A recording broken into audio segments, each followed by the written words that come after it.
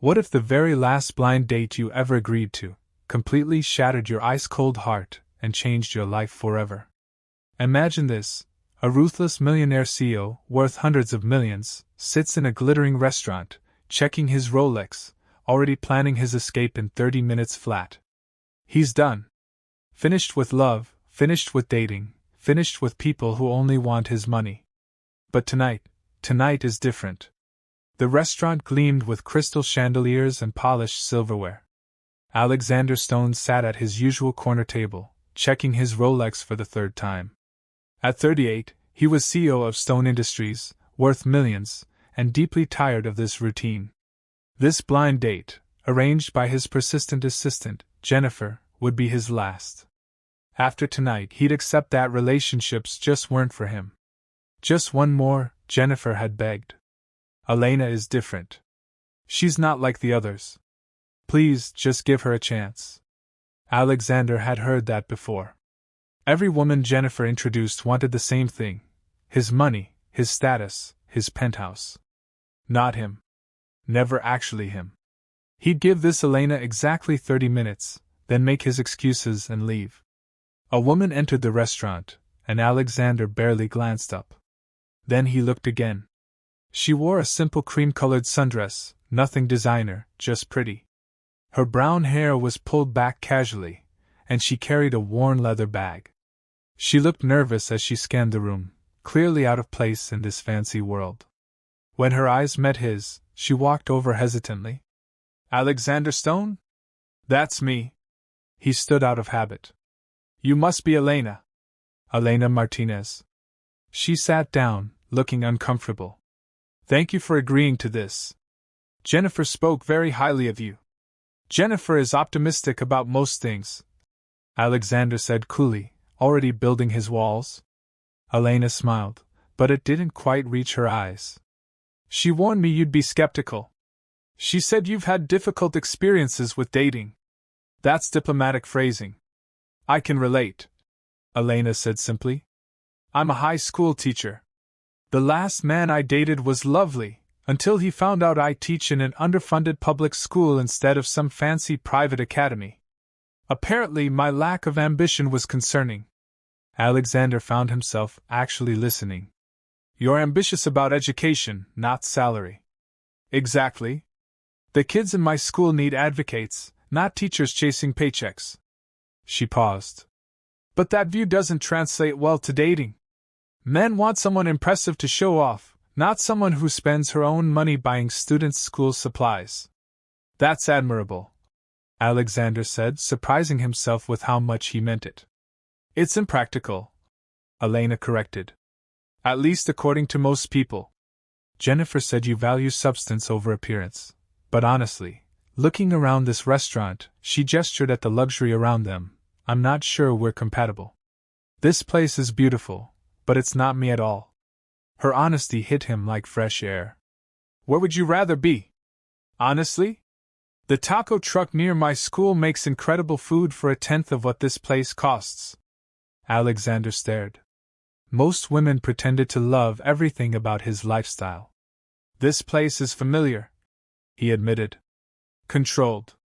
And completely impersonal, Elena said gently. You can keep emotional distance in a place like this. No real connection happens across a table this formal. Alexander stared harder. You're very direct. I'm a teacher. I spend my days with teenagers who can smell lies a mile away. Directness is survival. She met his eyes. So let me be direct now. I don't need your money. I'm not impressed by your watch, your suit, or your reputation. Jennifer said you're lonely and tired of pretending. I am too. So if we're doing this, can we skip the act and just talk like actual humans? Something cracked inside Alexander's armor. And that was only the beginning. They talked through dinner, real conversation, not an interview. Elena told him about her students, the one accepted to college despite being homeless, the girl who fell in love with poetry, the boy who finally opened up about his family's struggles. She spoke with passion, exhaustion, and fierce love.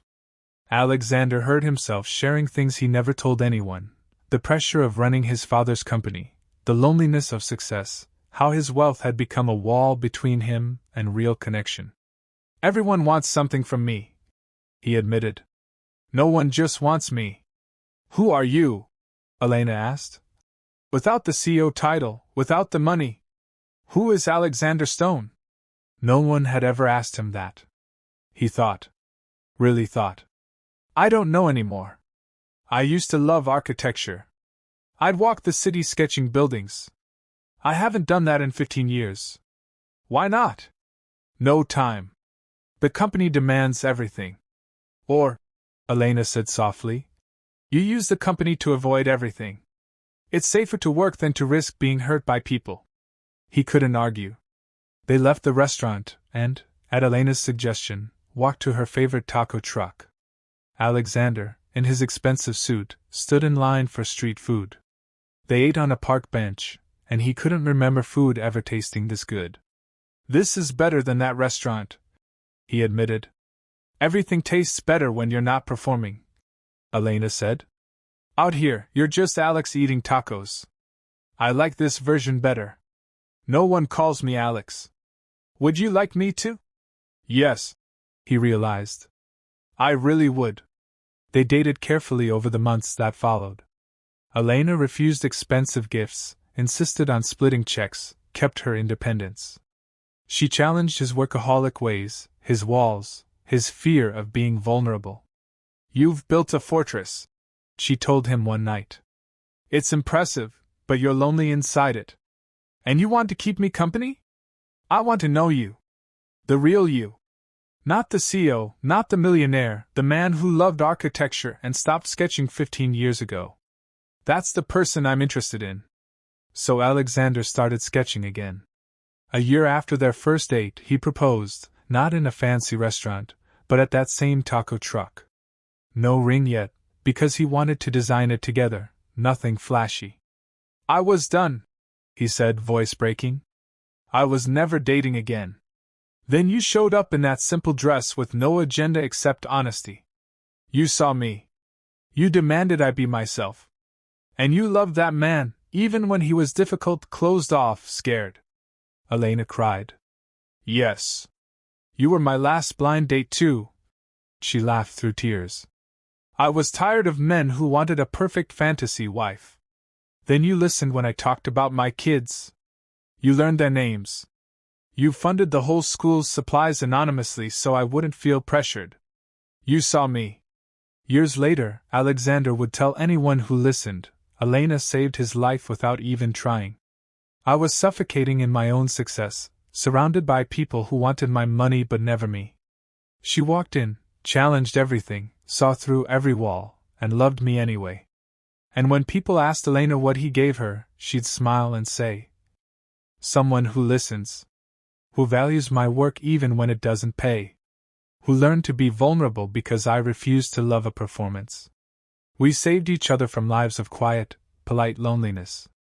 Because sometimes the last chance is actually the first real one. Sometimes the person who breaks through your walls is exactly who you've been waiting for.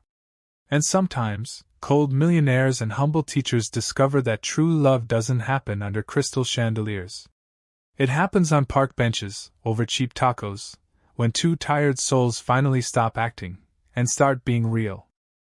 If this story touched your heart, like, share, and subscribe for more stories of real love that changes everything. Drop a comment. Who saw the real you beneath all your walls? Those people, they change everything.